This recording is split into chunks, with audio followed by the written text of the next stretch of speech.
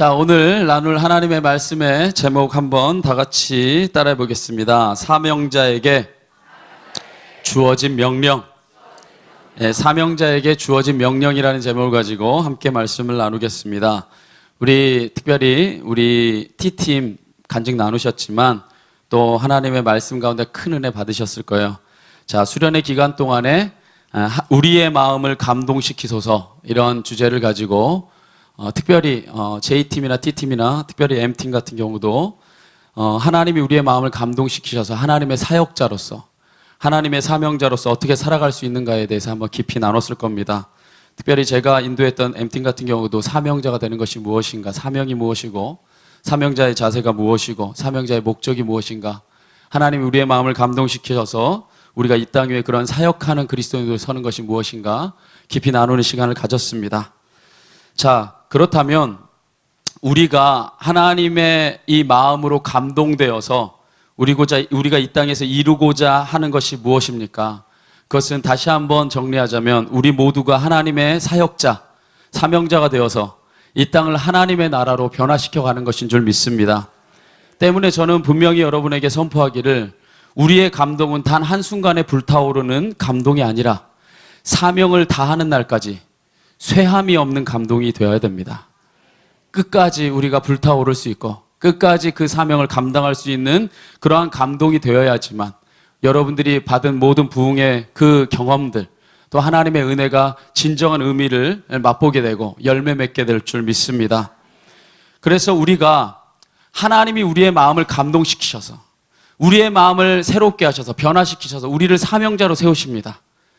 이렇게 우리가 그 주님의 그 감동을 받아, 주님의 그 성령의 불길, 주님의 그 감동을 받아서 우리가 사명자로 되어서 이 세상에 그 사명감 가지고 나아가서 이 땅에 있는 모든 백성들을 하나님의 사람으로 변화시켜가고, 우리가 저들을 감동시켜 하나님의 사람으로 세워질 때에 바로 우리의 사역을 통해 또한 하나님이 역설적으로 감동하게 될 줄 믿습니다. 저는요, 사명자는 이런 사람이라 생각합니다. 하나님을 감동시키는 사람. 우리가 이번 수련의 주제를 하나님이 우리를 감동시키소서라고 우리 외쳤지만, 궁극적으로 우리가 이루어야 될 건 뭐냐? 하나님이 우리를 감동시켰다면 이제 우리가 그 감동과 그 하나님의 부흥의 그 성령의 능력을 받아서 세상에 나가 하나님 그 뜻을 이루어감으로써 마침내는 하나님께 감동을 드릴 수 있는 사람, 전 그런 사람들이 많아졌으면 좋겠어요. 그런 사람이 바로 진정한 사명자라고 생각합니다. 이처럼 하나님을 감동시키는 사명의 사람이 되기 위해서는 제가 늘 강조하는 거지만 먼저 이 사명이 무엇인가, 이 단어의 뜻을 명확하게 알아야 됩니다. 이 사명이라고 하는 말, 이 말은 한글이 아닙니다. 한자예요. 그러니까 한자의 의미를 명확하게 알아야 사명을 알 수 있고, 사명을 명확하게 알아야 사명자가 될 수 있습니다. 그렇다면 사명이 무엇인가? 자, 이 사자는요, 사신사자를 씁니다. 자, 그래서 사신사자에 명자는 무슨 명자냐? 명령 명자를 씁니다. 그래서 이 말을 한마디로 정리하면 사신이 받은 명령, 뭐라고요? 그러니까 사명은 뭡니까? 사신이 받은 명령이 사명입니다. 그러니까 성도가 사명을 받았다고 할 때는 반드시 두 가지 전제가 있게 됩니다. 이 두 가지 전제는 뭐냐? 첫 번째 전제는 이겁니다. 사신사자예요. 즉 성도는 하나님이 당신을 대신하여서 이 땅에 보낸 어떤 존재다? 사신이라는 거야. 자, 여러분은 하나님의 사신입니다. 다른 분들은 이렇게 표현하기도 하죠. 대사라고 표현하기도 하죠. 같은 말입니다. 우리는 모두 다 하나님의 사신이에요. 다른 말로 표현하자면 하나님의 대리자인 것입니다. 한 나라의 사신은 그가 하는 말, 그가 하는 행동, 그가 하는 모든 것이 다 그 나라를 대변하고 또 그 나라 최고 대표자의 의중을 대표하고 있는 것입니다. 그래서 사도 바울은 자신의 사역의 결과로 성도가 어떤 정체성을 갖게 되는가, 성도가 갖게 되는 정체성에 대해서 이렇게 표현했습니다. 고린도후서 3장 3절 말씀에 한번 다 같이 한번 읽읍시다. 시작. 그리스도의 편지니. 너희는 뭐다? 그리스도의 편지다. 너희는 우리의 사역의 결과물로 말미암아 나타나게 된 그리스도의 편지니. 이는 먹으로 쓴 것 아니라 오직 살아계신 하나님의 영으로 쓴 것이고 또 돌판에 쓴 것이 아니요 오직 육의 마음판, 여러분의 심중에 명확하게 새겨진 그리스도의 편지라는 거예요. 즉 성도가 성도다워지면 주님을 대변하는 존재, 즉 그리스도의 편지가 될 수밖에 없다는 겁니다. 돌려 말하면 그리스도를 대변하는 존재라는 거예요. 자, 그러므로 사명받은 성도는 자신이 하는 말, 자신이 하는 행동, 자신이 하고 있는 모든 것이 누구를 대변하고 있어요? 하나님, 또한 그리스도를 대변하고 있는 겁니다. 그래서 성도가 하는 모든 일을 통해서 때로는 하나님이 영광을 받기도 하고 때로는 하나님이 욕먹기도 하는 겁니다. 왜? 우리는 하나님의 사신이요, 하나님의 대변자이기 때문입니다. 좀 더 시적으로 표현하면 바울이 표현했던 표현을 빗대어 말하자면 우리는 그리스도의 편지이기 때문이에요. 자, 우리가 사명을 받은 성도다라고 말할 때 첫 번째 이것입니다. 우리는 사신이다. 자, 두 번째는 우리가 사명을 받았다고 할 때 이 단어의 뜻풀이를 그대로 하면 우리는 명령. 하나님의 성도는 뭐를 받은 존재라는 겁니까? 하나님의 명령을 받은 존재라는 겁니다. 자, 명령을 받은 자가, 보세요. 명령을 받은 자가 명령에 충실하게 살아갈 때 사신으로서 의미가 있는 거예요. 그래요, 안 그래요? 그렇잖아요. 자, 명령을 받은 자가 그 명령에 충실하게 살아갈 때 사신으로서 의미가 있는데, 사신이 주인의 명령을 따를 생각은 않고 주인이 뭐라고 명령했는지 다 잊어버리고 주인의 명령을 따를 의중은 전혀 없고 자기 마음대로, 때로는 다른 주인을 쫓아, 우리가 영적으로 말하자면 사단의 명령을 쫓아 살아간다면 그는 이미 사신이 아닐 뿐더러 오히려 주인에게 해가 되는 존재가 되고 맙니다. 그래서 사명, 사신이 받은 명령을 우리가 성도로서 받았다면 사명자는 뭡니까? 오늘 간증하신 권사님은 서명자, 설교는 사명자. 좀 이런 얘기할 때 한번 웃고 그러는 거예요.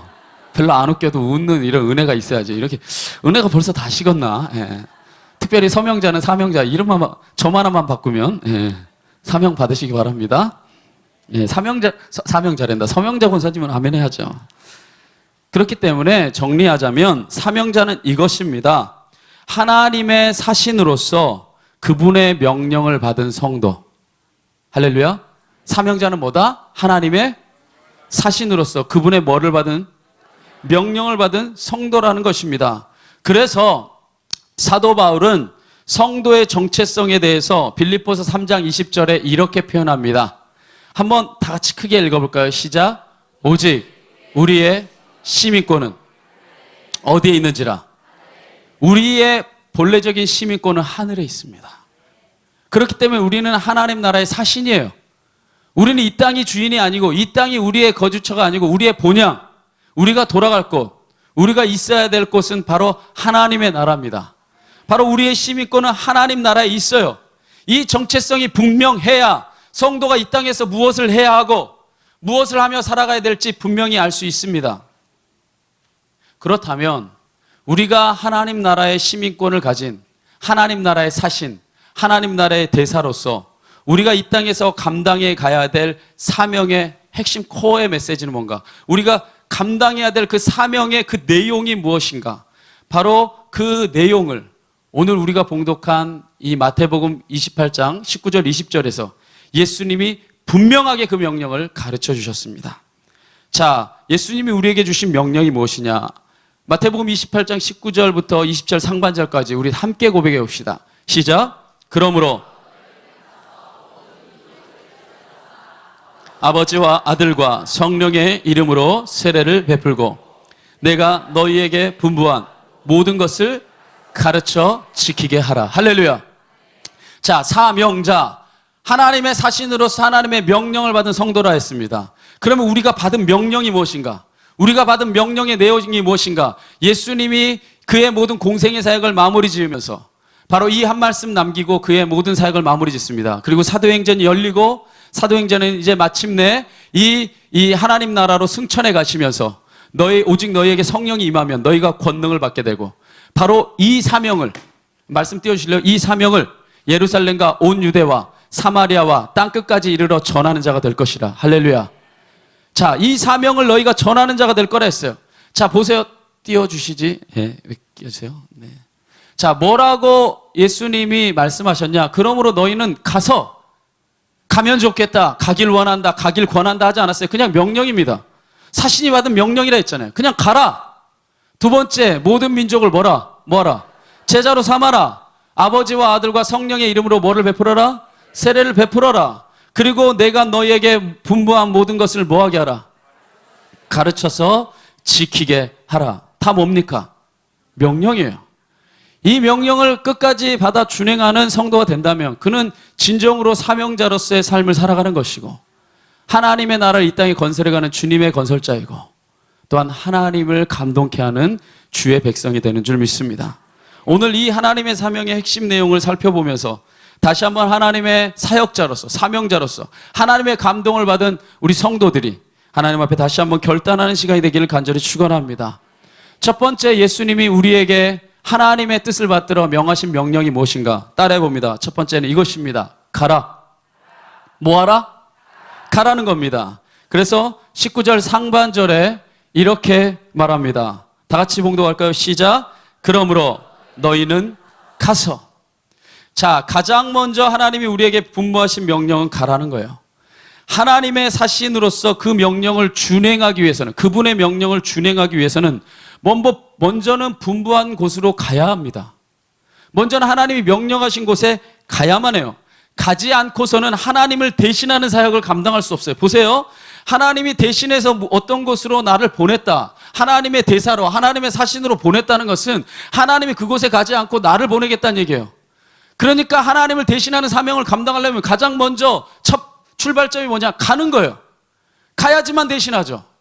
가지 않고 그 자리에 머물러 있다면 어찌 하나님을 대신하는 사명자가 될 수 있겠습니까? 그러므로 가라는 주님의 명령에 조건 없이 순종하는 자가 될 때 비로소 사명을 감당할 수 있는 첫 번째 조건을 충족하게 됩니다. 마태복음 21장 28절에서 32절 말씀에 보면 한 아버지와 두 아들의 이야기가 나옵니다. 자, 이 한 아버지와 두 아들의 이 이야기의 비유의 내용을 핵심적으로 간략하게 설명하면 이겁니다.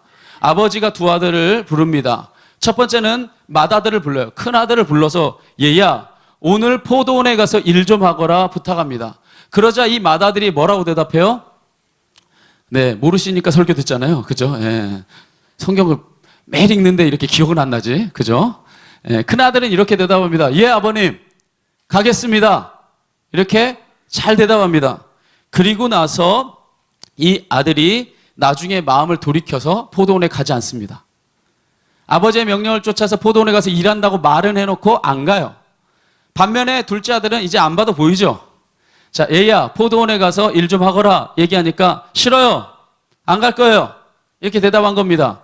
그런데 나중에 이 아들이 뉘우치고는 그 포도원에 가서 할 일을 다 잘 감당합니다. 예수님께서 이 비유를 통해서 말하고자 했던 것은 무엇이냐? 입만 살아서, 말만 살아서. 예수 믿는 사람 참 말 잘한다 하죠? 그죠? 하나님의 명령을 말씀으로 받아가지고 말은 굉장히 잘해요. 그런데 입만 살아서, 말만 살아서 뭐든 하겠다고 말하는 게 중요한 게 아니라 너희가 진정으로 자신의 삶과 행동으로 그 분부한 모든 명령을 지키고 행하는, 먼저 가서 순종할 줄 아는 자가 되는 것이 중요하다는 것을 예수님이 말씀으로 가르치신 것입니다.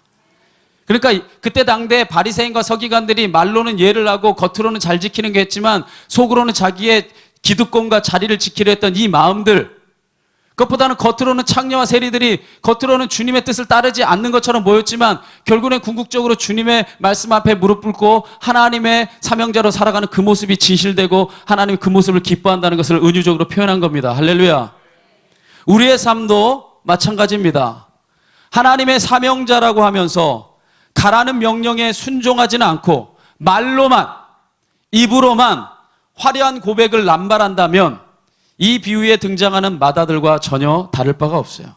우리도 이 시대에 때로는 바리새인이고 서기관이라고 우리 자신을 인정하지 않을 수 없는 것입니다. 이 땅이 왜 하나님의 나라로 변화되지 않는 줄 아십니까? 하나님의 부르심에 순종하여서 가는 자가 너무나 적기 때문입니다. 가지 못할 너무 이유가 많죠. 하나님이 가라 하실 때 그 말씀에 아멘할 수 없는 이유가 너무 많습니다. 소도 사야 하고 밭도 갈아야 되고 장가도 가야 되고 성경에 예수님이 말하신 수많은 이유들이 등장합니다. 거기서 중심적인 이유는 뭡니까? 다 거기에는 내가 있어요. 내가 해야 될 일, 내 뜻, 내 계획, 내가 원하는 것을 다 이루고 난 다음에 가겠다는 겁니다. 사명자가 아니에요. 사명자는 주인이 준 명령을 따라서 준행해서 그 명령을 이루는 자가 사명자이지, 자기의 뜻을 이루겠다고 하면 그 사람이 주인인 거예요. 결국에 그런 사람은 결코 하나님 나라의 사명자로는 살 수 없습니다. 사명자로 사는 것처럼 보일지 몰라도, 사명자처럼 사명자와 같이 살아가는 것처럼 사람들에게 그렇게 보이며 살아갈 수 있을지 몰라도 하나님의 뜻은 그의 삶을 통해 전혀 이루어질 수 없습니다. 자신의 뜻이 이루어질 수는 있을지 몰라도 하나님은 그를 통해 하나님의 나라를 세울 수는 없을 것입니다. 그러나 주님은 우리에게 모든 변명을 내려놓고 가라 명하십니다. 그때 갈 수 있어야 돼요. 그게 진짜 하나님의 말씀으로 감동받은 사람입니다. 아무리 화려한 고백, 아무리 뜨거운 기도, 아무리 죄송하지만 춤도 추고 여러 가지를 해도 가라 하는데 갈 수 없다. 그건 자기 만족일 뿐이에요. 자기 유익일 뿐입니다. 그 말씀의 첫 번째 첫 발을 내디딜 수 있을 때 그것이 진정한 감동이고 진정한 사명자이고 진짜 하나님이 쓰시는 사람이 될 줄 믿습니다. 저는 여러분들이 그러한 첫 발을 내디딜 수 있는 자가 되기 바라요. 그런 의미 있는 감동을 받고 그런 의미 있는 하나님의 말씀을 붙잡는 자가 되기를 진심으로 축원합니다. 그리할 때 여러분의 간증은 아름다운 열매가 돼서 돌아올 겁니다. 여러분의 간증은 마침내 하나님 나라를 이루는 아름다운 도구가 될 줄 믿습니다. 오늘이 어떤 날이에요? 모르고 쉬었죠 또. 저는 또 오늘 감사하게도 오늘 아침까지 목소리가 안 나왔는데 제가 오늘 저녁에 목소리가 나왔네요. 8.15 광복절을 금요철에 설교 준비하면서 다 날아가셨습니다. 할렐루야. 오늘 철야가 있으니까 쉴 수가 없더라고. 마음속에 오늘 좀 이따 설교해야 되지 이러면서. 여러분 제 입장도 생각해 주세요. 간증 써와서 읽는 사람도 떨리는데 1시간 넘게 말씀 전해야 되는 저도 떨리는 건 마찬가지예요. 할렐루야. 뭐 이렇게 안 믿는 얼굴이시지? 겉으로 이러지만 속으로는 다 떨리는 거예요. 여러분 설교가 뒤에 있으면요 그 하루 종일은 쉬지 못합니다. 자, 오늘이 어떤 날입니까? 8.15 광복절 아니에요, 그죠? 그것도 모르고 쉰 분들 철야에 와서 회개 좀 하세요. 이거 한 5분의 1은 잘 몰랐다는 표정이야. 이 8.15 광복절을 맞이해서 우리나라의 그 지난 역사를 두고 볼 때 그래도 참 우리나라는 많은 복을 이제는 누리고 사는 나라가 됐습니다. 심지어 교황이 우리나라를 친히 방문했잖아요. 여러분들이 교황에 대해서 우리 자신은 사실은 교황의 이미지가 그렇게 강하지도 않고 우리가 교황에 대해서 그렇게 잘 알지 못하지만 사실 유럽 역사를 공부해보고 그 다음에 세계사에 저는 세계사에 꽤 관심이 많기 때문에 관심이 많은 사람들은 사실 교황이라는 존재가 유럽에서는 거의 아버지 같은 존재입니다. 한 나라가 아니라 전 유럽을 통틀어 아버지 같은 존재예요. 그런 사람이 친히 이 한국 땅에 방문해서 여러 가지 일정들을 행하면서 나눌 수 있는 그런 큰 나라가 됐다는 거예요. 그런데 우리나라의 그 지난 역사를 두고 볼 때 우리가 이처럼 복음의 복을 누리고 또 많은 하나님이 베풀어 주신 은혜를 누리고 살게 된 것도 머나먼 타국 땅에서 누군가가 하나님의 부르심을 받고 가라. 그때 당시에 언더우드 선교사가 기도했던 그 기도 여러분 설교를 통해서 몇 번 들어보셨잖아요. 정말 이 조선의 이 미개한 땅, 이 땅끝과 같은 땅에 과연 광명이 올 수 있습니까? 많은 사람들이 술 취하고 도박하고 많은 사람들이 악에 취해서 도대체 삶에 대한 어떤 희망 자체가 보이지 않는 이 땅에 과연 하나님의 그 복음의 빛이 심겨질 수 있습니까? 그런 한탄을 쏟아내었던 이 한국 땅에 하나님의 명령에 순종하여 가라 하는 그 말씀 하나 붙들고 음식도 맞지 않고 환경도 맞지 않고 전혀 아무것도 알 수 없는 이 땅에 와서 목숨을 내던지고 자기의 삶에 씨를 뿌렸던 그분들이 있었기 때문에 오늘날 우리가 이러한 복음의 복을 받아 누리고 세계 제2위의 선교 대국이 된 줄 믿습니다. 물론 이 땅에 온 모든 선교사들이 다 훌륭했고 선했던 건 아니에요. 그건 사실입니다. 그러나 그럼에도 불구하고 바로 그런 사람들이 있었기 때문에 이 땅에 복음이 소개되었고 교육의 문이 열리게 되었고 가난하고 헐벗고 굶주린 자들이 바로 병원이 세워져서 그들도 인간답게 치료받을 수 있는 기회의 문이 열린 것인 줄 믿으시기 바랍니다. 우리가 잘 알고 있는 언더우드 설교사, 이 땅에 땅을 디뎠을 때 27살에 불과했고, 이 땅에 하나님의 복음을 위해서 목숨을 바쳤던 아펜젤러 선교사도 26세의 나이에 불과했습니다. 또한 대동강 그 강변에서 성경책 하나 떨어뜨리고 바로 순교의 죽임을 당했던 토마스 선교사도 불과 26세의 나이에 그렇게 죽임을 당하고 하나님의 명령에 순종했을 때 이 땅에 하나님의 복음의 씨앗이 심겨졌어요. 여러분 몇 살이에요? 저도 이 말씀 준비해서 샬롬 공동체에 있는 사람들도 멀지 않았어. 거의 대부분 이 나이 때 왔어요. 여러분 과연 주님의 말씀에 얼만큼 아멘하면서 순종하며 갈 수 있습니까? 그 순종하며 가는 바로 그 사람의 발걸음을 통해 하나님의 역사는 시작되는 줄 믿으시기 바랍니다. 믿음의 조상이 된 아브라함, 그가 한낱 부족한 인간임에도 불구하고 어떻게 믿음의 조상이 될 수 있었는가? 바로 그 결정적인 이유가 하나님이 가라 할 때 그 명령에 묵묵히 순종할 줄 아는 자였기 때문입니다. 그래서 그가 하나님의 명령에 순종하여 떠나는 장면을 기록하고 있는 창세기 12장 1절부터 4절 요약해서 보게 되면 이렇게 기록되어 있습니다. 한번 여러분이 다 같이 한번 읽읍시다. 시작. 친척과 아버지의 집을 떠나 내가 내게 보여줄 땅으로 가라. 땅의 모든 족속이 너로 말미암아 복을 얻을 것이라 하신지라. 이에 아브라함이 여호와의 말씀을 따라 할렐루야. 여호와께서 아브라함에게 이르시되 뭐 하라는 거예요? 가라는 겁니다. 그러자 아브라함이 여호와의 말씀을 따라 어떻게 했습니까? 걸어갔습니다. 보세요. 아브라함은 하나님의 부르심에 토를 달지 않습니다. 당시 아브라함은 하나님의 존재 자체를 명확하게 알지도 못했습니다. 갈대아 우르 땅은 여호와 야훼의 신을 섬기는 땅이 아니었어요. 바알 신을 섬기는 땅이었어요. 그럼에도 불구하고 하나님의 부르심이 임하였을 때 그분의 사명을 기꺼이 아브라함이 받아들인 겁니다. 그것이 그를 믿음의 조상이 되도록 인도하는 첫 발걸음이 된 줄 믿으시기 바랍니다. 솔직히 그의 삶의 면면을 돌아보면 아브라함 참 부족한 거 많고 흠도 많은 사람이었습니다. 그렇지만 아브라함은 하나님의 사명이 임할 때 곧바로 돌이켜서 하나님의 명을 받들어 돌이키며 걸어갈 줄 알았던 사람이에요. 애굽 땅에 내려가 있는 것이 하나님의 뜻이 아니라 가나안 땅으로 돌아오는 것이 하나님의 뜻이라는 걸 깨달았을 때 그는 발걸음을 돌려 바로 가나안 땅에 다시 향하여 갈 줄 알았고, 롯이 자기의 유익을 쫓아 소돔과 고모라 땅을 선택할 때 하나님의 명을 쫓아 광야를 향해 걸어갈 줄 알았던 사람입니다. 그가 마침내 결정적으로 믿음의 조상이라 확증을 받게 된 계기가 언제입니까? 모리아 땅에 가서 바로 이삭을 하나님의 제물로 바치라는 명령에 순종했을 때예요.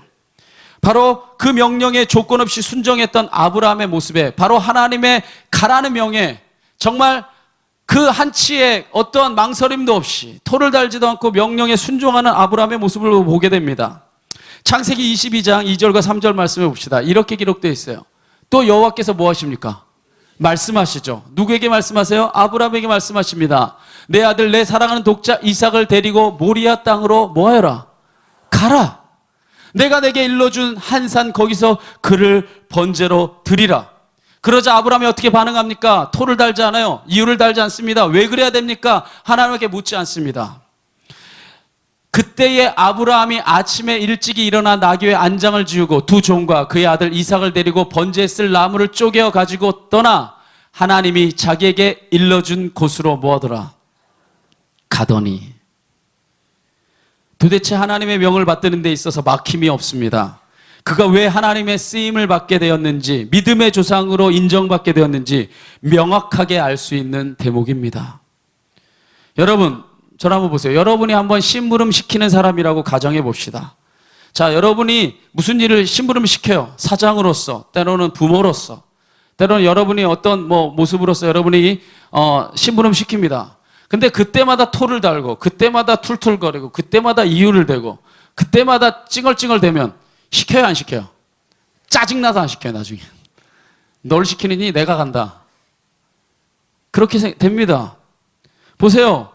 자, 그렇지만 반대로 무슨 일을 시키든지 작은 일을 시키더라도 기쁨으로 감당하고 네, 하겠습니다라고 대답하고 먼저 그 말에 순종하고 기쁨으로 받아들일 줄 아는 사람이 있으면 여러분이 정말 중요한 그 심부름도 그 사람에게 시킬 겁니다. 그렇죠?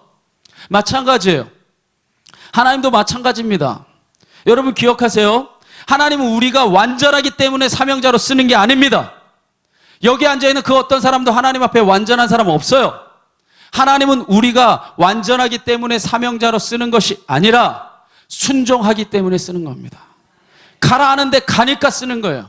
제가 누누이 말하잖아요. 아브라함은 완벽한 사람이 아닙니다. 끊임없이 넘어지고 끊임없이 실수하고 끊임없이 마음을 아프게 합니다. 그런데 다시 일어나 가라면 가요. 그러니까 하나님이 아브라함을 포기하지 않는 거예요. 그래서 박영선 목사님은 아브라함을 만드는 그 모든 과정을 보고 뭐라고 표현합니까? 이런 단어를 씁니다. 하나님의 열심. 가라 할 때 가니까 하나님이 열심히 만들어 가신다는 거예요. 뭐로? 사명자로. 사명자는 내가 되어지는 게 아니에요. 하나님이 만들어 가는 겁니다. 하나님의 열심으로. 그런데 대신에 한 가지 조건이 있어요. 순종할 때 만들어 갈 수 있어요. 하나님 말씀에 순종하지 않는데 만들어 갈 수는 없는 겁니다. 그 외에도 제가 성경에 등장하는 수많은 사람들을 예로 들 수 있습니다. 대표적인 예만 듭시다. 모세는 이스라엘을 애굽에서부터 출애굽시키는 하나님 나라의 그 출애굽의 위대한 지도자로 하나님 쓰기 원했어요. 그래서 애굽 왕 바로에게 네 목숨을 걸고 가라 명령하십니다. 출애굽기 4장 12절에 명령하세요. 그때 이 모세가 끝까지 처음에는 거부하다가 하나님 말씀에 순종하여 목숨을 걸고 갑니다. 마침내 그가 출애굽의 위대한 지도자가 된 줄 믿습니다. 사도 바울은 자기의 심중에 아시아 즉 에베소로 가고자 했어요. 그러나 하나님이 성령으로 임재하셔서 하나님의 말씀이 임재해서 너가 유럽으로 가라 마케도나로 가라고 하나님 명령하십니다. 그 말씀에 순종하여 갔을 때 빌립보 교회가 세워진 줄 믿으시기 바랍니다. 자, 베드로는 어떻습니까? 베드로는 성령을 받자마자 예루살렘 거리로 뛰쳐나가서 너희가 예루살렘과 온 유대와 사마리아와 땅끝까지 이르러 내 복음의 증인이 되라 이 명령을 붙들고 나가서 바로 예루살렘 거리에서 목숨을 걸고 가서 전했을 때에 그가 그 복음을 선포함으로 초대교회의 기틀을 마련하는 위대한 사명자가 된 줄 믿으시기 바랍니다. 여러분에게 이 시간 묻습니다. 여러분은 과연 이러한 결단을 내릴 수 있습니까? 아무쪼록 하나님의 사명자로서 하나님이 가라 할 때 순종하여 갈 수 있는 자가 되기를 간절히 축원합니다. 그게 사명자입니다. 그게 진짜 감동을 받은 사람이에요. 감동을 받은 사람은 말로써 말하는 사람이 아니라 삶으로서 살아가는 사람이에요. 그런 사람이 또한 다른 사람에게 감동을 주고 제가 설교 서두에 말했듯이 그런 사람이 하나님의 감동을 줍니다. 저는 아무쪼록 하나님이 가고자 하는 곳에 여러분이 대신하여 갈 수 있는 그것도 기쁨으로 나아갈 수 있는 진정한 사명자가 될 수 있기를 진심으로 축원합니다. 첫 번째 하나님이 명하신 명령은 이것입니다. 뭐라고요? 가라는 거예요. 두 번째 하나님이 명하신 명령은 이겁니다. 한번 다 같이 따라합시다. 제자로 삼아 세례를 베풀라. 두 번째 하나님이 명령하신 명령은 이겁니다. 제자로 삼아 세례를 베풀라는 거예요. 그래서 19절 하반절에 이렇게 기록되어 있습니다. 19절 하반절 말씀 다 같이 한번 읽어봅시다. 시작.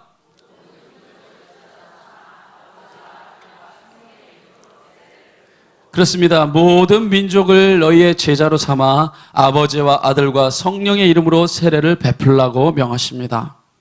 가는 것이 사명의 출발점이라면 가서 감당해야 될 사역의 핵심은 모든 민족을 제자로 삼아 세례를 주는 것입니다. 여기서 주목해야 할 게 있어요. 여기서 주목해야 할 것은 하나님이 우리에게 주신 명령의 순서입니다.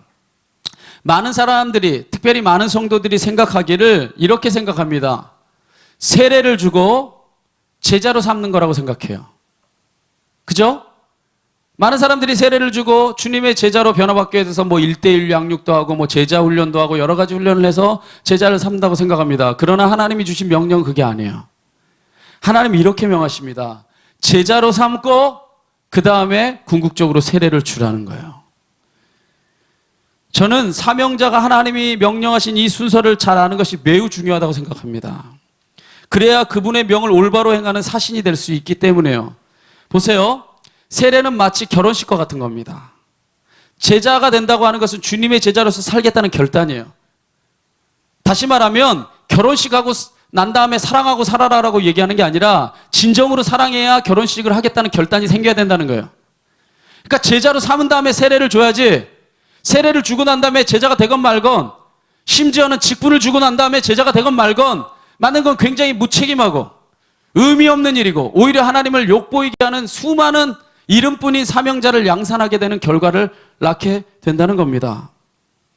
오늘날 교회가 이처럼 혼탁하고 성도들이 세상에 부끄러운 존재로 전락하게 된 것은 바로 이 사명의 순서를 망각하고 이 사명에 충실하지 않았기 때문이라고 생각합니다. 사실 초대교회 때는 주님의 이 명령이 충실하게 지켜졌어요. 제자로 삼은 다음에 초대교회 때는 세례를 주었습니다. 왜냐하면 온전히 제자로 변화되지 않은 사람을 자신의 공동체로 세례를 주고 한 교회 일원으로 삼으면 로마의 핍박이 있을 때 그 사람이 한 사람이 이 자기의 공동체를 고발하면 모든 사람이 죽임을 당할 수도 있는 위협 가운데 있었어요.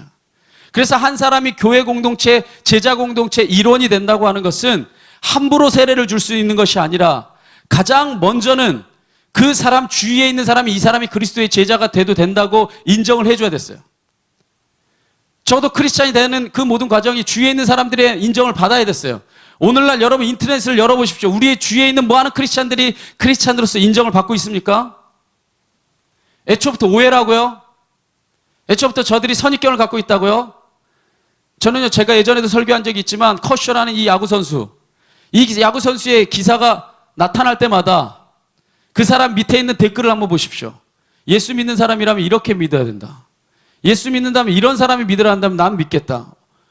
저는 제가 그 놀라운 기적을 발견했어요. 원래 보통 이렇게 댓글을 달면 답글에 여러분이 예 아니요 뭐 이렇게 나오거든요. 예 1000건 있어도 아니요에 뭐 한 100건이나 뭐 50건 정도 있어야 돼요. 이 모든 기사에 그렇습니다. 여러분 인터넷 그 좋아하는 사람들은 다 알 거예요. 저는 근데 0건의 기적을 봤어요.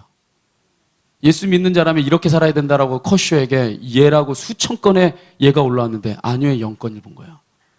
전 진짜 홍해보다도 더 되게 나는 기적을 인터넷에서 봤어요. 보세요. 오늘날 교황이 와서 진정의 사랑의 마음을 가지고 가난한 자들 찾아가고 헐벗은 자들을 찾아가고, 여러분 결국 큰 바운더리에서 보면요, 세계에서 이 기독교인을 분류할 때요, 여러분 개신교만 분류한다고 생각하지만 세계에서는 절대로 안 그럽니다. 그건 한국에 있는 사고방식이에요. 미국에서나 전 세계에서 이 기독교인을 분류할 때는 카톨릭과 개신교를 같이 칩니다. 그런데 이 교황이 이 많은 사람들을 찾아가고 세월호에 아픔을 당한 사람들을 위해서 눈물을 흘려줬을 때 그 밑에 댓글 보셨어요? 아니면 오늘 집에 가서 다음에 댓글 보세요. 칭찬 일색이고요. 교황이여 우리를 위로해 주십시오. 우리에게 이런 위로의 은혜가 있기를 바랍니다. 이런 사람들의 댓글밖에 없어요. 오늘날 크리스찬들이 오해를 받아서 뭐 욕을 먹는다? 아니요. 크리스찬이 욕 먹을 만한 짓을 했기 때문에 욕을 먹는 겁니다. 그렇다면 우리가 왜 이런 지경에까지 이르게 됐는가? 제가 앞에서 말했듯이 초대교회는 세례를 받는다는 것 자체가 주위에 있는 사람이 인정하지 않으면 세례를 받을 수조차 없었고, 주위 사람들이 아무리 인정한다 할지라도 교회 공동체에 들어왔을 때 교회에 있는 모든 이 공동체 일원들이 저 사람 우리의 제자 공동체로 받아들이겠다는 저들의 서약과 저들의 결단이 있어야지만 받아들여졌어요. 이렇게 두 가지 과정을 거치고 난 다음에 이 사람이 세례를 받기까지는 적어도 1년 동안의 세례의 의미가 무엇인지, 그리스도의 제자가 된다고 하는 것의 의미가 무엇인지 1년 동안을 교육받았어요. 1년 동안을 교육받다가 사순절 기간이 되면 이 사순절 기간에 매일같이 교회에 나와서 예수님의 이 고난과 함께 내가 세례를 받는 제자가 된다고 하는 것이 무엇인가 40일 동안 훈련을 받다가 이제 일주일 동안 고난 주간에는 아예 교회에 살면서, 그리고 성금요일부터 부활절 세례를 받는 날까지는 금식을 해야 했어요. 1년 동안 그리스도의 제자가 된다고 하는 것이 무엇인지 몸에 각인이 되어지고 돌판에 새긴 게 아니라 육부에 새겨지는 거예요. 그리고 나서 그리스도인의 공동체로 한 일원이 된다고 하는 것. 그때서야 비로소 이 사람은 성찬을 나눌 수 있는 진정한 형제요 자매가 되는 거였습니다. 바로 그러한 자들은 단 한 명일지라도 예수 그리스도를 자신의 주인으로서 부인하지 않았고, 아무리 카타콤에 또한 또 사자의 굴에 끌려가 또 카타콤에서 죽임을 당한다 할지라도 끝까지 내 주를 가까이 하려면 십자가 진 같은 고생이나 내 일생 소원은 주님 찬송하면서 주님께 더 가까이 나가기 원합니다. 고백하며 위대한 순교자의 삶을 살아갈 수 있었는 줄 믿습니다. 여러분, 그러면 언제 이 세례의 의미가 퇴색되게 된 줄 아십니까? 기독교가 황제 공인을 받고 황제 호의를 받는 핵심 종교로 부상하면서부터 세례는 의미가 없어졌습니다. 왜? 세례를 받고 주님의 제자가 된다고 하는 것이 결국 그것이 권력을 받는 그러한 관계, 권력을 받게 되는 그 모든 순서처럼 여겨지게 됐기 때문이에요.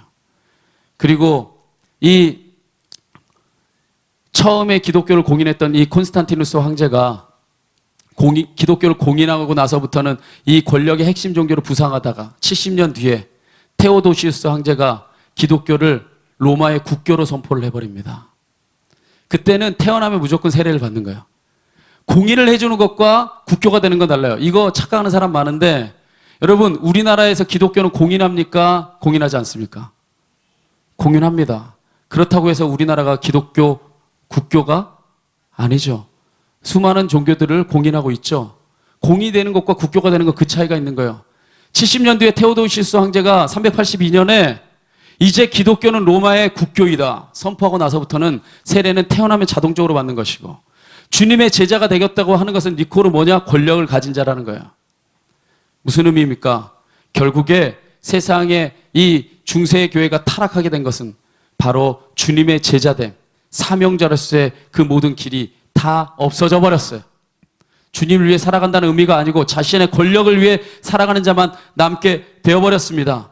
그렇다면 여러분에게 묻습니다. 그렇다면 오늘날 우리의 정황은 어떠합니까? 하나님의 사명과는 상관없이 타락해갔던 중세교회의 모습을 우리가 그대로 때로는 답습하고 있는 것이 아닙니까? 제자를 삼는 데 관심하기보다는 성과주의, 성장주의에 빠져서 먼저 세례 주기에 급급하고, 제자를 삼는 데 관심하기보다는 교인수를 불리는 데 여념이 없어서 아무리 많은 사람들이 교회에 몰려들지만 세상 속에서 아무 능력도 발휘할 수 없는, 사명자는 찾아볼 수 없는 오늘날 한국교회의 현실이 그렇게 되지는 않았습니까?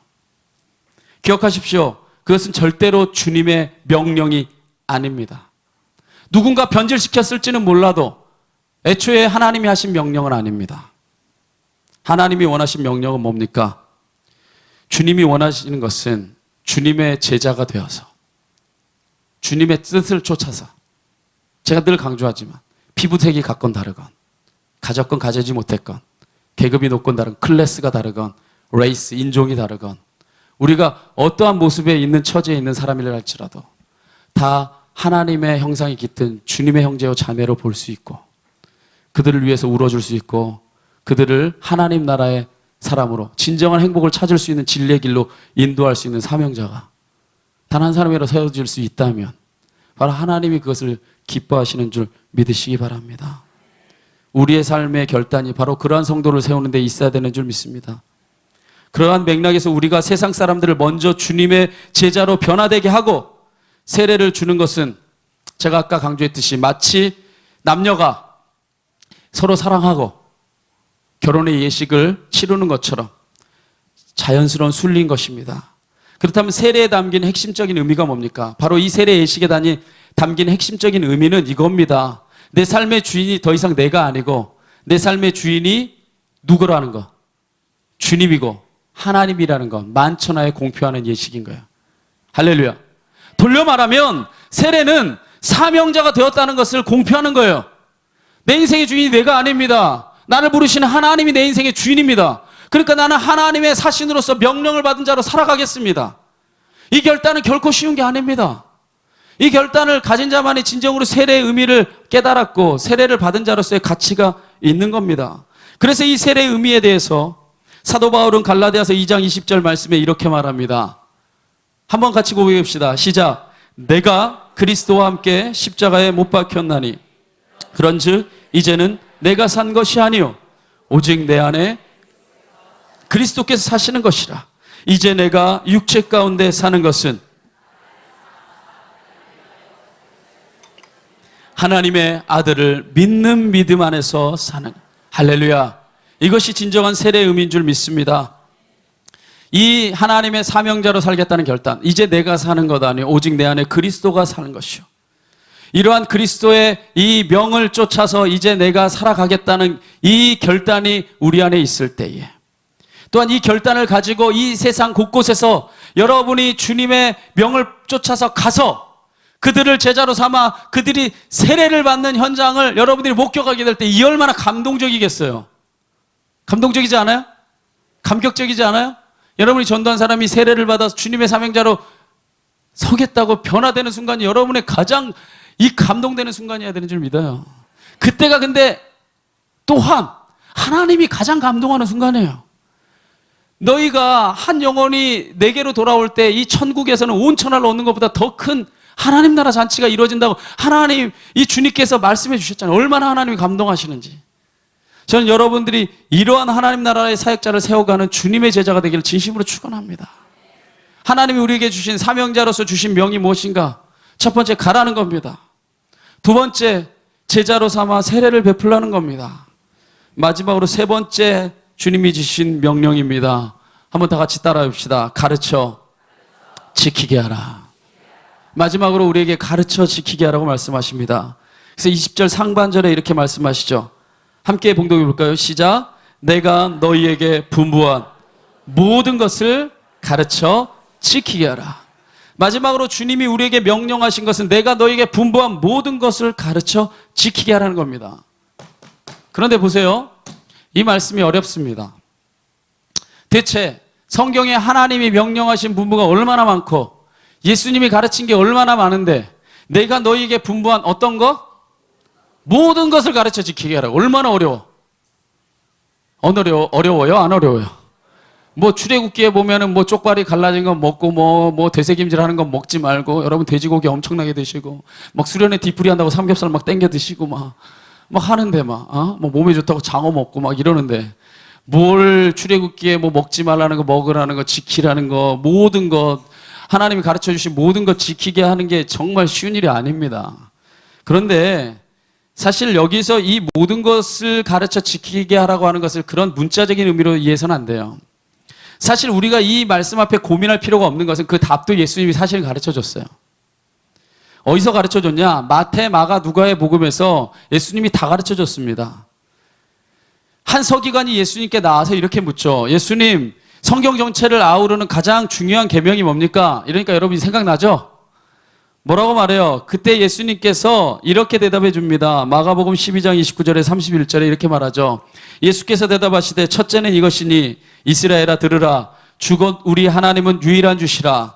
내 마음을 다하고 목숨을 다하고 뜻을 다하고 힘을 다하여 주 너의 하나님을 뭐하라? 사랑하라 하신 것이요. 둘째는 이것이니 내 이웃을 내 자신과 같이 뭐하라?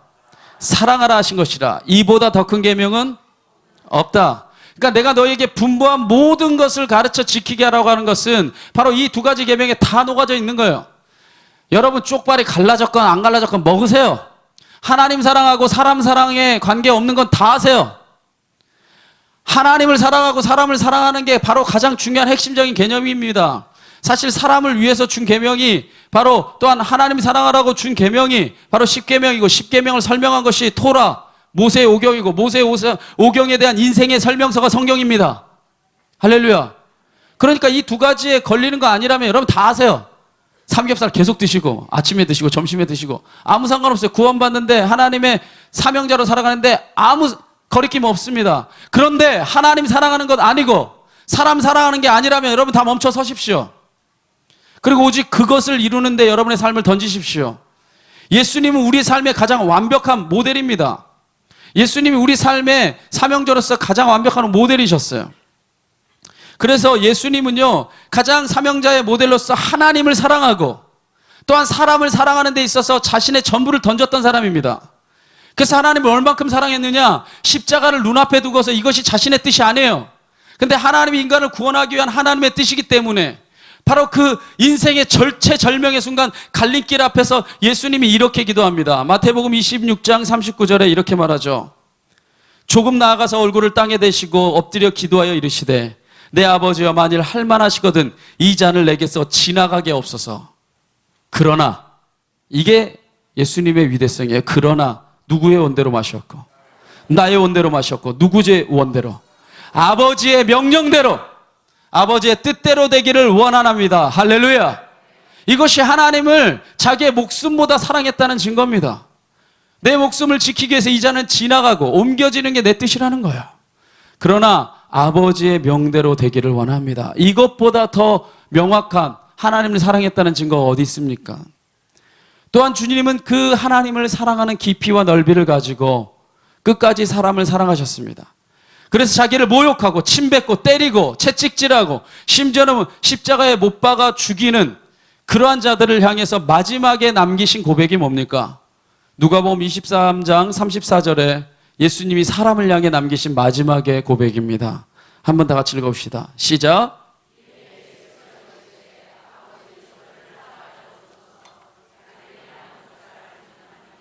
마지막으로 남기신 말씀이 뭐예요? 저들을 용서해 주세요. 자기에게 채찍질하고 침뱉었고 모욕했고 뺨을 때렸고 심지어 십자가에 못 박아 죽였건만 저들을 용서해 달라는 그 예수님의 마지막의 외침은 사람을 끝까지 사랑하셨던 우리의 사명자로서의 가장 완벽한 모델이에요. 저도 그렇게 하기 어렵습니다. 그러나 저도 이 말씀을 전하면서 결단합니다. 여러분이 십자가에 매달리는 순간에도 누군가를 향해 죽임을 당하는 순간에도 그 사람을 용서할 수 있고 끝까지 하나님의 마음으로 사랑할 수 있다면 여러분 진짜 사명자입니다. 세상에 그 누가 알아주지 않아도 여러분 하나님이 가장 감동하시는 하나님의 사명자입니다. 여러분 사랑하라고 하는 이 명령에 순종하는 것이 진짜 하나님의 말씀에 세세하고 정말 작은 것까지도 완벽하게 순종할 수 있는 유일한 비결입니다. 예를 들어 봅시다. 여러분 부모에게 효도할 수 있는 비결이 뭡니까? 자, 부모에게 효도할 수 있는 비결을 만약에 글로 하나하나씩 막 정리한다 칩시다.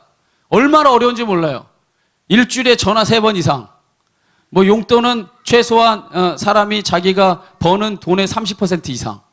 뭐 여러분들 뭐 찾아뵐 때는 뭐 며칠 전에 또 연락을 드려야 되고 또 뭘 할 때는 봄에는 뭐를 갖다 선물 드려야 되고 여름에는 뭘 해야 되고 이래야지 효도라고 생각하면 여러분 효도를 제대로 지킬 수가 있어요 없어요? 다 효자 효녀만 있나 봐. 어렵습니다. 그런데 부모를 진짜로 한번 사랑해 보세요. 아니 부모라고 하면 여러분 감동이 별로 없어요. 자식을 진짜로 한번 사랑해 보세요. 그럼 감동이 벌써 와. 남녀가 사랑하는 사이가 진짜로 사랑을 해보세요. 그러면요 전화하지 말래도 전화하고요 뭐 사다 주지 말래도 진짜 사랑하는 사람끼리는요 뭘 못 사줘서 안달입니다. 그런 관계가 끊어졌다면 벌써 마음이 식은 거야. 뭐 의심할 필요가 없어. 여러분들이 사랑하라고 하는 그 수많은 율법보다 사랑하는 마음이 있으면요 하지 말라고 해도 그냥 가는 거예요. 제가 그 말하잖아요. 저랑은 진짜 기질이 다른 오 목사님과 최 목사님 저랑 기질이 참 달라요. 최 목사님 그 간증 듣고 제가 놀랬다 했잖아요. 결혼할 때 우리 방사모님 꼬시는 데 있어서 세상에 신학생 그때 당시 월급 몇 푼 안 되는데 기름값만 100만 원이 넘게 나왔대요. 가서 한번 물어보세요. 저도 감동했어요. 형 미친 거 아니야? 이거 미친 짓 세상에 아침에 새벽에 뭐 일산에서 끝인데 집이 끝인데 일산에 가서 아침 인사하고 집에 오고 그럼 미친 거죠 그게. 누가 가려면 갑니까? 지금 자동차 운행 이거 끝나고 난 다음에 자동차 운행 최 목사님 해주세요 그러면 내가 미쳤냐? 이럴 거 힘들어서 못 할 겁니다. 일산까지 가려면. 그런데 새벽에 가서 얼굴 보고 한 번 오고 저녁에 또 가고 아침에 또 가고 100만 원이 넘게 나오고 돈 없이 살고 그래 또 가고 왜 갑니까? 사랑하면요 어떤 규율이 아니고 사랑하면 기꺼이 하게 되는 겁니다. 할렐루야. 하나님을 진짜로 사랑하면요 가르쳐 지키게 하는 그 모든 핵심의 코어는 뭐냐? 하나님 사랑하는 거 가르치라는 거예요. 사람을 진실로 사랑하는 법을 가르치라는 겁니다. 우리는 사명자로서 예수님의 삶을 본받아야 됩니다. 그리하여 이 땅에 나를 보내신 하나님의 뜻을 온전히 이해하고 행함으로써 이 땅에 또 다른 예수가 되어 살아가야 하는 것입니다. 기억하세요. 여러분 이 땅에 또 다른 예수가 돼야 돼요. 그게 사명자입니다. 할렐루야. 오늘 말씀 마무리 짓겠어요. 이게 사명자예요. 여러분이 다른 말보다 이 땅에 또 다른 예수가 되어 살아간다면 그것보다 완벽한 사명자는 없습니다. 이를 통해 예수의 사명자들이 곳곳에서 나타나서 하나님 나라의 공동체가 세워질 수 있다면 그것이 하나님을 감동시키는 가장 존귀한 하나님의 뜻인 줄 믿습니다. 그렇다면 이렇게 성도가 살아가는 것, 하나님의 명을, 하나님의 사신으로서 그 명령을 받들어서 그 명령대로 살아가는 것이 우리에게 손해인가? 절대로 아닙니다. 왜냐하면 사명자로 살아가는 성도들에게 예수님이 마지막으로 남기신 명령, 마지막으로 남기신 약속이 있기 때문입니다. 우리 말씀 20절 하반절 우리 마지막으로 한번 봉독해 보겠습니다. 한번 다 같이 읽어봅시다. 시작.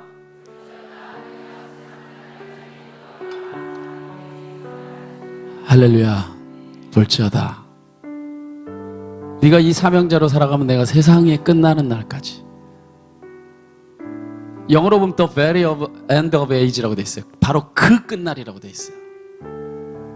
너 세상의 그 끝날, 너 생명이 다하는 날이 아니요, 진짜로 세상의 그 끝날이 이르는 날까지 내가 너하고 늘 함께 있을게. 누군가에게 우리는 심부름을 시킬 때 그 사람이 심부름을 할 수 있는 모든 것은 다 주인이 책임져 줍니다.